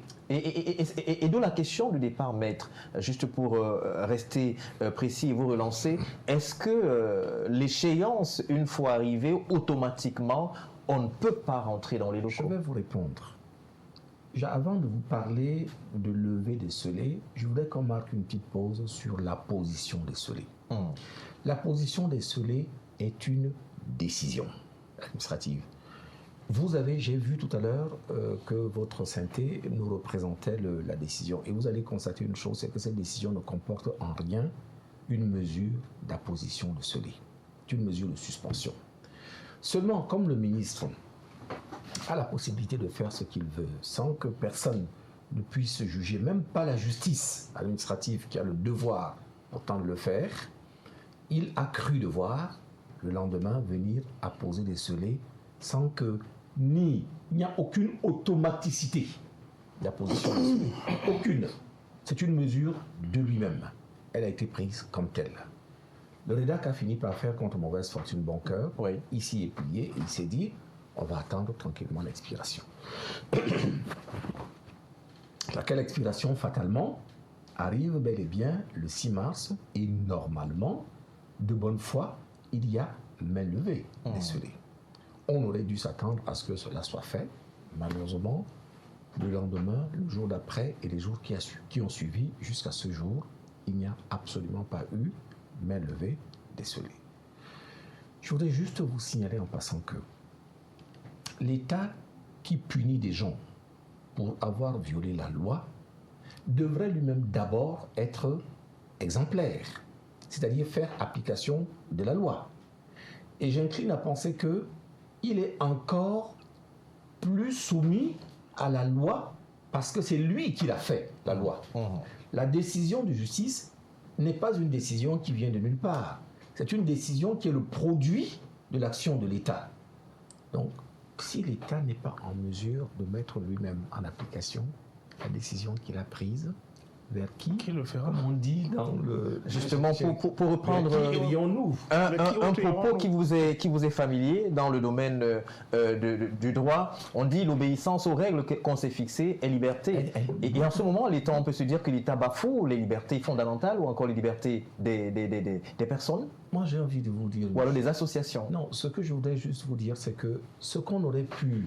Si les gens avaient des doutes encore au départ, c'est pour ça que j'ai pris la peine d'aller de manière graduelle. Tout à fait. Oui. Si on avait encore des doutes au départ, que ce n'était pas tellement le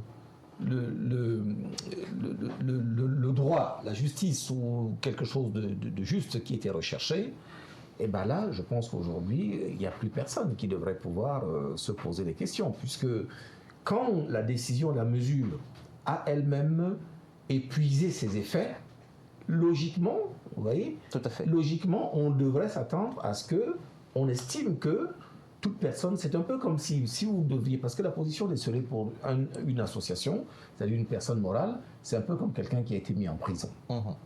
Imaginez voir un citoyen qui a volé, on le met en prison pour 3 mois, il finit les 3 mois de prison, pas libéré. Et on dit non, vous allez continuer à rester en prison, et il reste en prison 4 mois après. Je vous dis, la mesure est exactement la même. Est-ce que dans ce cas de figure-là, une fois, si les preuves de l'accusation ne sont pas fondées, est-ce que l'association pourra porter plainte à l'État du Cameroun? Au jour où je vous parle, le tribunal administratif, d'abord le juge des référés, pour une procédure, j'apprécie infiniment les préconisations qui ont été faites. Là, tout à l'heure, il était possible de saisir le tribunal de grande instance, mais bon, ce sont des associations, elles ont des modes de fonctionnement. Voilà, oui, je pense qu'elles sont dans des interactions et autres. Parce que moi, pour ne rien vous cacher, moi je vais vous dire les choses comme elles sont. Je pense que s'il n'y a pas un jour une masse critique de personnes qui décident d'attirer l'attention, même de façon, on va dire un peu borderline, je pense qu'on risque de continuer à subir ce genre de pression. Moi, personnellement, j'ai été favorable à ce qu'on aille lever, parce qu'il n'y a rien qui le justifie. Ça me permet de vous faire un petit point avec ce que fait Aliscom. Aliscom, on a pu discuter. On peut discuter l'action d'Aliscom. Parce que, quelque part, la mesure d'imposition des scellés, j'ai pris la peine de comparer la légitime défense, par exemple, avec le bris, l'action de bris de scellé de Maître Aliscom. La loi vous dit, le texte qui est en matière pénale, vous dit si quelqu'un vous agresse de façon illégitime, vous avez le droit de riposter. Mais on dit également riposter proportionnellement à l'agression. Tout à fait. Mais ce n'est pas là où j'ai envie d'aller. La jurisprudence, même si la loi ne dit pas, dit que vous ne pouvez pas, la personne qui est dépositaire de la force publique, vous n'avez pas, elle bénéficie d'une présomption de légitimité de son action. Ça veut dire que si c'est un policier, vous savez qu'il est policier, même si son action n'est pas a priori légitime, il vient vous interpeller à tort, vous n'avez pas le droit de lui donner un coup de poing ou autre. Bien. En revanche, s'agissant du bris des scellés, et vous pouvez lire la loi dit il faut que les scellés aient été légalement apposés. Légalement apposés. Ce qui veut dire que si vous pensez que ces scellés n'ont pas été légalement apposés et que vous les brisez, la loi ne peut pas s'appliquer à vous. Je vous l'ai dit tout à l'heure, ces scellés ont été apposés en dehors de toute la exigence légale. On ne parle même pas de procédure. Oui. Ça n'a même pas été prévu comme tel, ni de façon automatique, ni par un texte ou un arrêté particulier qui dit, compte tenu de tel élément, je vais apposer les scellés. Aujourd'hui, encore pire, puisque la mesure qui pouvait être la base, qu'on peut imaginer comme ayant été la base de la position des scellés, c'est-à-dire l'arrêté du ministre, cette mesure a elle-même déjà épuisé ses effets. Elle a expiré. Donc aujourd'hui, si la loi n'est pas venue, l'auteur de la mesure n'est pas lui-même venu l'enlever, il est évident que ces scellés ne sont plus légalement apposés. Et donc, par conséquent, qu'est-ce qui empêcherait au moins de provoquer, parce que je vous dis encore une fois, malheureusement, beaucoup de choses dans notre situation sont un peu le fait de notre propre indolence. Et je crois qu'il y a un moment où, quand l'État n'est pas en mesure de respecter la loi, il faut qu'on le mette devant ses responsabilités. Merci, Maître Claude Assira. On dit d'ailleurs, ce sont les sociologues qui le disent, que chaque fois que les changements doivent s'opérer, il faut qu'on atteigne une masse critique de 13%. Et certains de faire le tableau, on n'arrive pas à atteindre 13% parce qu'on boit tous les jours et on va à l'église chaque fois. Alors, Maître Assira, on reste avec vous pour embrayer la troisième thématique puisqu'elle vous concerne justement au premier chef. On s'est rendu compte qu'il y a quelques jours, 4 jours exactement, vous avez notamment dans une sorte de sortie épistolaire décrier un certain nombre de choses que vous viviez venant de ce qu'on pourrait appeler vos anciens amis désormais, si tant il est que le divorce est prononcé. Est-ce que Maître Assira et le MRC, désormais c'est une affaire de divorce consommée? Non, je pense que là aussi vous posez mal le problème. C'est un faux problème d'abord parce que pour être divorcé, il faut déjà avoir été marié. C'est une rhétorique, C'est une métaphore. C'est justement une image qui a été utilisée. C'est une image, c'est une métaphore. Peut-être une comparaison sans objet de comparaison. Mais vous comprenez où est la question? Je vous réponds de la même manière. Je pense que si vous avez lu mon message, c'est vrai qu'il était long et que cette formule est à la fin. J'ai dit, moi, si je suis marié avec une chose, mon parti politique, c'est juste la République. Oui. Voilà. Et je le dis toujours, j'insiste particulièrement là-dessus. On dit, Descartes disait que le bon sens était la chose du monde la mieux partagée. Je pense aussi, je vais le paraphraser, je dirais que la bêtise aussi ou la connerie est souvent la chose du monde la mieux partagée. Et le RDPC n'a malheureusement pas le monopole de la bêtise. Il se trouve qu'on peut la retrouver également dans d'autres partis politiques. Et je ne pense pas que le fait d'avoir critiqué la bêtise du RDPC vous enlève le droit de critiquer également la bêtise des autres. Et là, en l'occurrence, je pense que certains ont dû s'accaparer l'image en pensant que j'avais critiqué, ce que je continuerai d'ailleurs à faire de façon tout à fait libre. Je pense que c'est un devoir citoyen que de pouvoir mettre le doigt là où ça ne marche pas. Et c'est ce que j'ai toujours fait. Il se trouve que les gens qui sont aujourd'hui aux affaires, ce sont plutôt les personnes proches du RDPC. C'est pour ça que c'est eux qu'on critique plus volontiers. Mais s'il arrivait qu'on critique également d'autres personnes pour telle ou telle action. D'autres personnes. On a l'impression que vous avez peur de prononcer. Vous avez peur de prononcer MRC ou bien vous avez peur de prononcer notre parti. C'est peut-être la question ou encore l'idée qu'on se fait à la maison pour ceux qui vous suivent. Ah, ça, c'est plutôt vous qui êtes taquin. Volontairement. Mais je pense que de toute évidence, il est un fait qui est que pour ce qui est du divorce, pour revenir à la question que vous me posiez, je n'ai jamais eu ma carte, je l'ai dit dans mon message, le fait d'avoir, nous partageons avec, je pense, au moins tous les partis d'opposition, et pas que le MRC, mais il se trouve que c'est lui qui a été le plus à la pointe dans la lutte visible, concrète, sur le terrain, dans la rue et autres. C'est aussi pour ça que c'est eux qui ont subi le plus souvent les foudres du pouvoir. Ça aurait été n'importe quel autre parti, le PCRN, n'importe lequel. Mon sentiment et mon devoir et d'avocat et des citoyens m'auraient conduit exactement, je vous le dis, dans les mêmes conditions.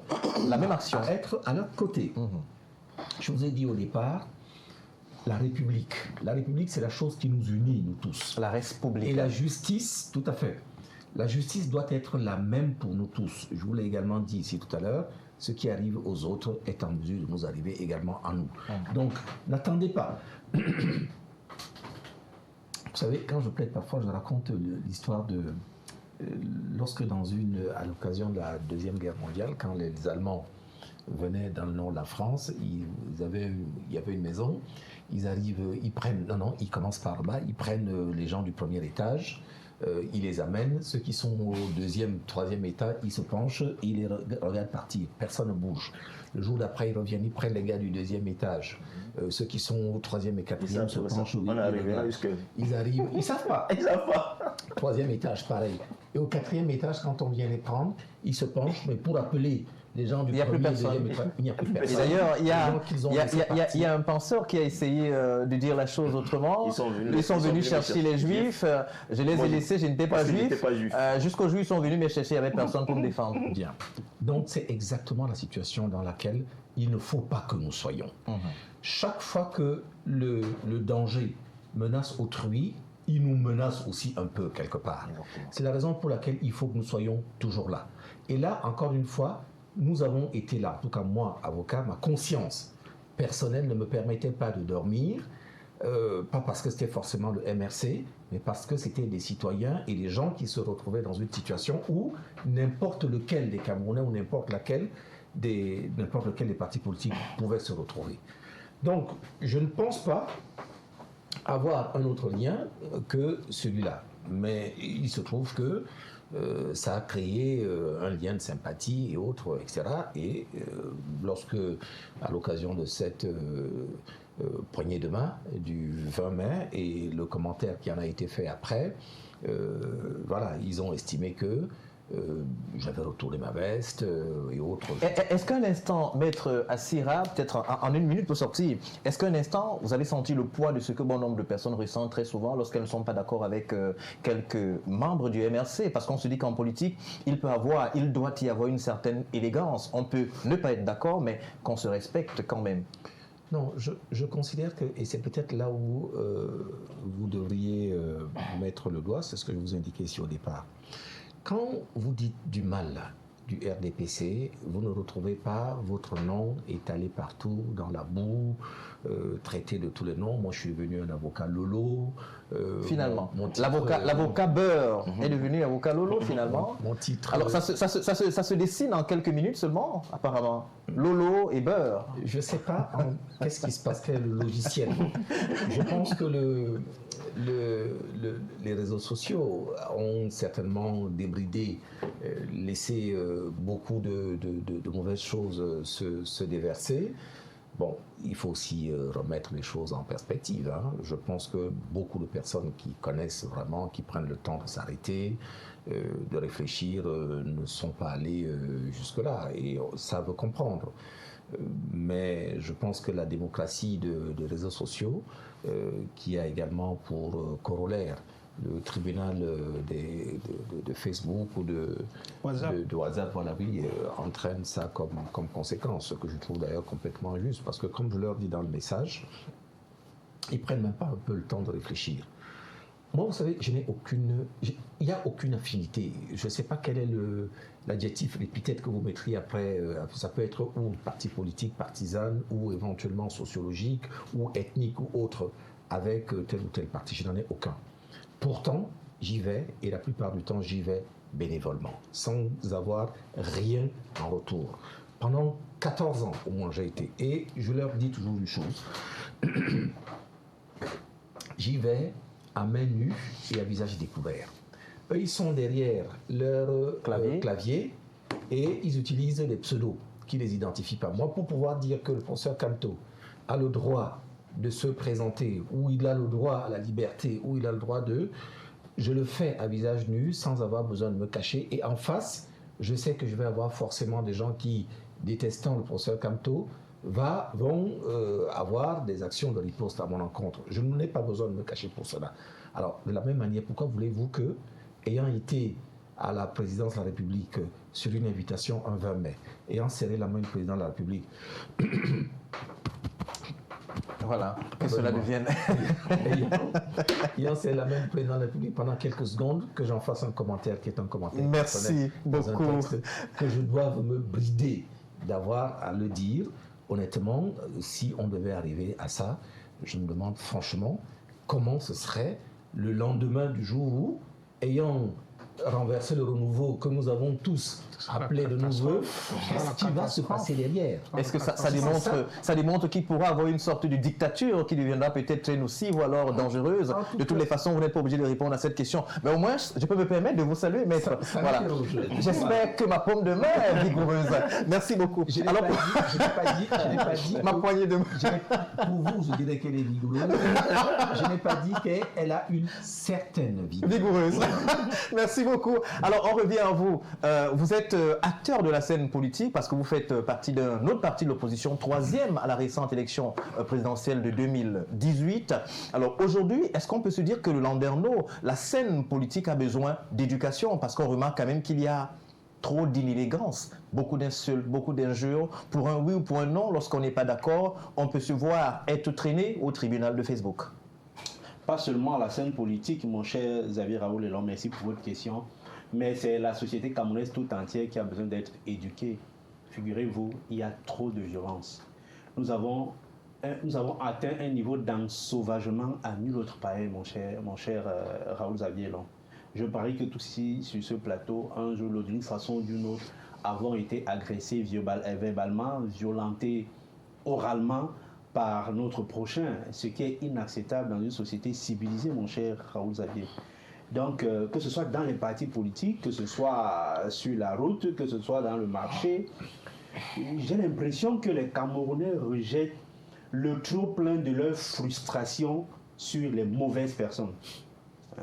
Les gens ne sont pas d'accord avec le régime, n'ont pas le courage d'aller, ça c'est moi l'expression, prenez ça entre griffes, de s'attaquer à la personne qui est à l'origine, aux personnes qui sont à l'origine de leur malheur, exact, et déversent ça sur leurs semblables.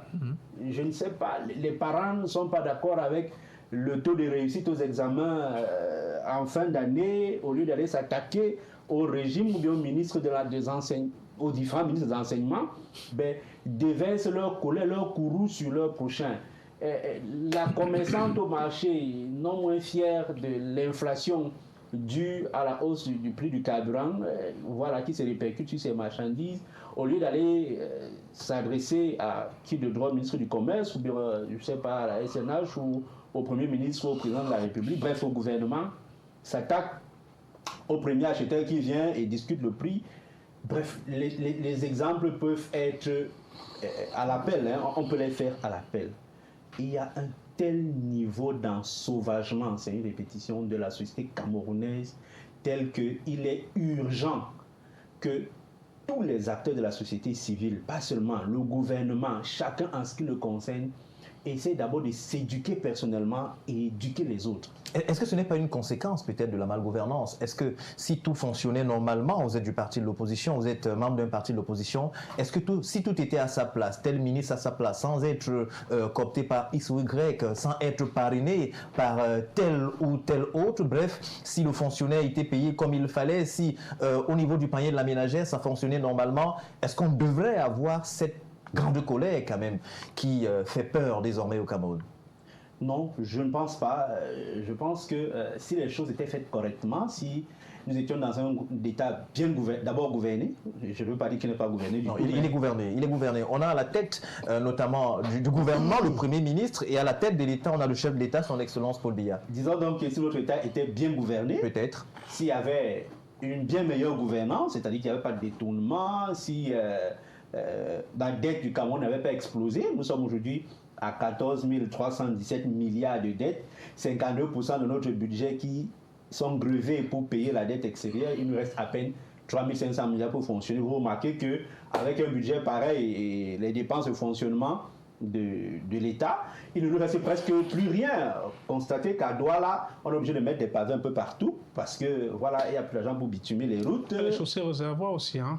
C'est important aussi. Ouais. Les chaussées réservoirs. Tout à fait. Où il faut mettre ces pavés. Oui. Par rapport au sol.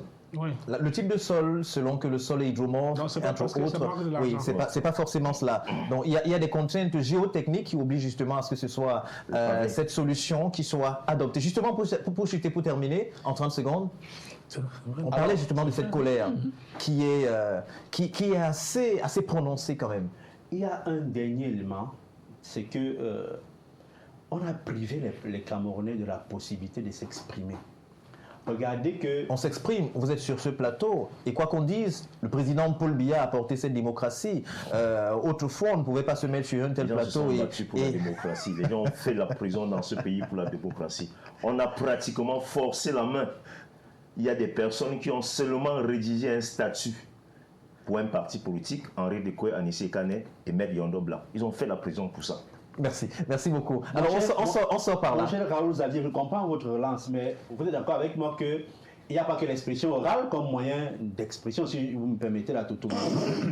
Il y a aussi les marches, qui est un autre moyen d'exprimer son ras-le-bol dans la société, dans l'État. Hein. Vous savez que les marches sont interdites, les meetings sont interdits. Je parlais tout à l'heure des frustrations. Tout ça crée un cocktail explosif. Vous comprenez pourquoi les Camerounais sont à fleur de peau à chaque fois. Et quand je faisais l'école d'Auraton, on nous enseignait que lorsqu'on prive l'homme de sa parole, on le transforme en animal.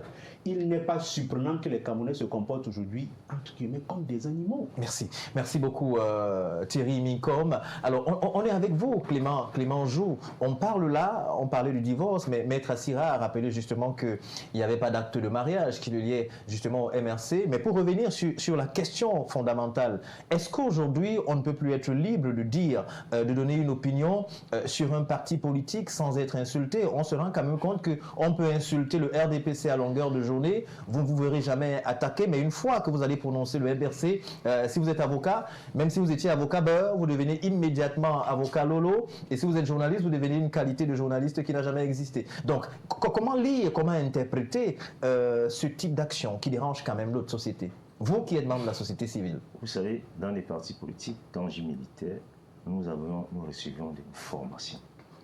C'est intéressant. Le militantisme, c'est la formation. Et le véritable problème de beaucoup de partis d'opposition, c'est le manque de formation. Il faut le dire. Je vais vous rappeler. Chaque fois, quand j'étais au Mandem, chaque mardi à midi, nous tenions un bureau politique. Nous discutions. Échanger, c'est une formation. Alors, bon nombre de partis politiques aujourd'hui n'ont pas ça. Certains partis politiques n'ont même pas de permanence. Certains partis politiques ont une permanence, mais n'ont même pas de permanent. Parce qu'un parti politique doit avoir une permanence et un permanent. Comme une entreprise. Hein. C'est comme ça qu'un parti politique fonctionne. En réalité, bon nombre de partis d'opposition, y compris le parti au pouvoir, n'ont pas de formation politique. Il faut se former. Et c'est parce que vous vous formez que vous formez le citoyen à côté. Prenons un exemple. À l'époque, les leaders de l'UPC comme Moumié, Wandje, quand on les affectait à un coin, qu'est-ce qui se passait? Ils formaient des gens. Chaque fois qu'on les affectait quelque part, ils formaient des gens. Alors, c'est facile que quelqu'un s'assoie quelque part dans un coin, dans sa chambre, il a un clavier, parce que Maître Assir a dit quelque chose qui ne va pas à son sens, il se substitue à M. Tatampion et il se met à l'insulter. C'est un manque de formation. Il faut le dire.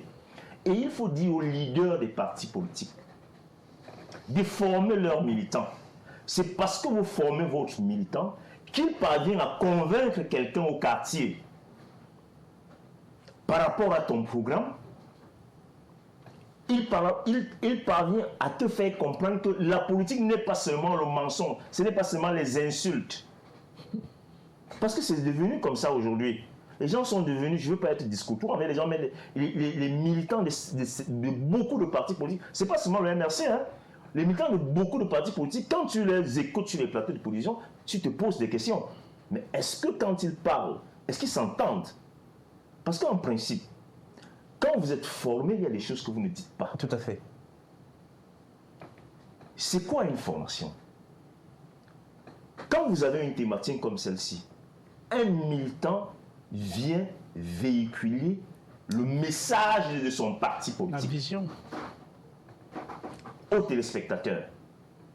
Il déroule la vision de son parti politique aux téléspectateurs.